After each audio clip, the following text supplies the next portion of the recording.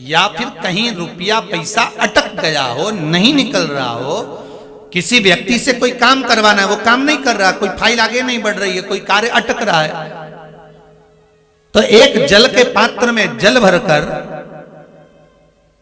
5 बेलपत्री शिव जी को समर्पित कर कुंदकेश्वर महादेव का नाम लेकर एक सफेद पुष्प बेलपत्री के ऊपर जो शिव जी को चढ़ाई है उस पर समर्पित कर जल जो लेकर गए हो, अपनी उस कामना को कर कि मेरा ये कार्य अटक रहा है, ये कार्य नहीं हो रहा, कुंदकेश्वर महादेव का नाम लेकर धीरे धीरे जल की धार चढ़ाइए। और एक बात हमेशा याद रखना, फिर निवेदन कर रहे हैं, अच्छे से समझ लेना, शंकर जी पर जब जल चढ़ता है, शिव जी का जब अभिषेक होता है, शंकर जी पर जब जल चढ़ाया जाता है, दूध चढ़ाओ, जल चढ़ाओ, कुछ भी चढ़ाओ, पर एक बात का स्मरण अपने जीवन में होना कि इतने ऊपर से मत चढ़ाना कि जल चढ़े और छींटे आपके ऊपर। बहुत ध्यान दीजिएगा।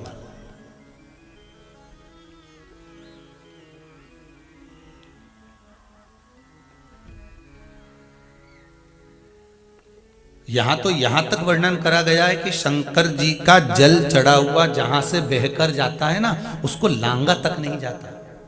यहां लांगते हैं क्या? नहीं ना, परिक्रमा भी करेंगे तो वहीं से लौट कर वापिस इधर जाएंगे। शिव जी का जहां से जल बहकर जा रहा हो, चढ़ा हुआ जल जहां से बहकर जा रहा हो, उसको लांगा तक नहीं जाता। और कई लोग बड़े बड़े आनंद में शंकर जी पे इतनी ऊपर से जल चढ़ाएंगे तो वो छींटे पूरे अपने ऊपर आना चाहिए, शरीर पर आना चाहिए। नहीं, उसका दोष है हमारा, उसका दोष है।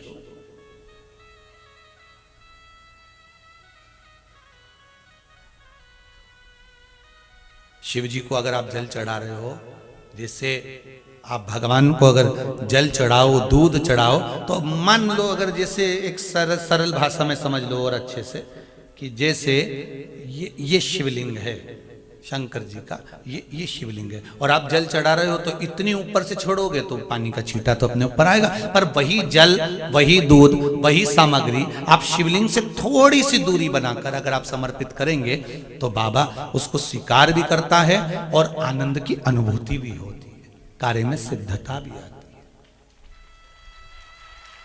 कार्य में उसकी सिद्धता भी होती है।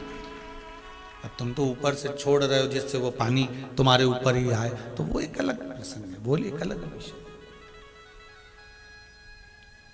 बहुत ध्यान देना महाराज, भगवान को कभी भी कोई भी सामग्री, जैसे भगवान के मंदिर में अगर फूल चढ़ाने जा रहे हो, भगवान के मंदिर में अगर पुष्प समर्पित करने जा रहे हो, तो फूल का मुख अपनी ओर नहीं होना चाहिए।